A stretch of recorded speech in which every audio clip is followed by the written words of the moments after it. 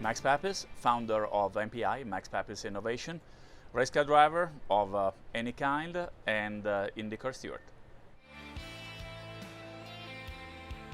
Everything started with going to the racetrack, see some people racing, and getting the bug.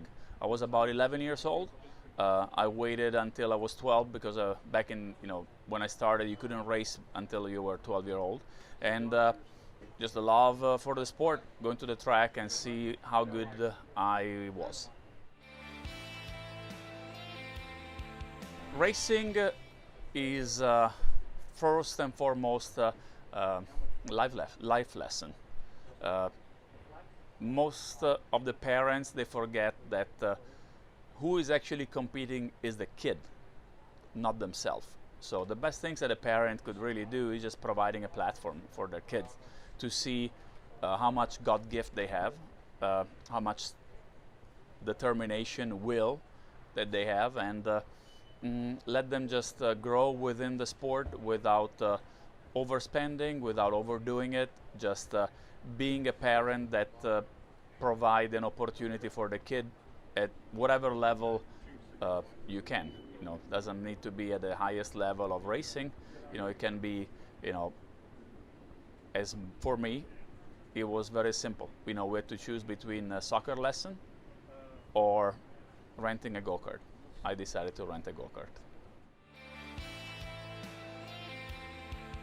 The financing part of racing is always complicated because from the outside it looks like it's a sport only for privileged people, and it's actually not.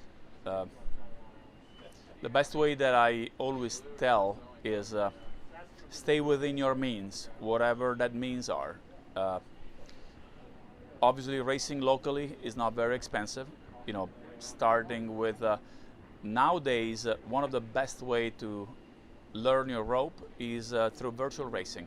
iRacing is very good. It gives you an understanding of what the sport is all about. Obviously, it's not very expensive, and sim racing nowadays, I believe it kind of substitute a little bit what was the cadet, the early form of racing, where I remember spending about $1,500, $2,000, for basically a season. And I think that, I would definitely say that sim racing is what I would recommend to start in the beginning. First of all, what I tell everyone out there is squeeze all the juice you have in your own lemon. No matter what it is. If it's at the racing side, at the engineering side, as the mechanic side. Once you have done that, you will automatically know where you stand in the pecking order of the sport. And that will allow you to understand if you can actually pursue a career as a race car driver, as an engineer, as a marketing person. Racing is full of opportunity. Obviously, you only see the pinnacle, that is the driver, the ultimate guy that gets the reward. But I can tell you that there are hundreds of jobs, creative job, marketing, social media, engineering, fabricator.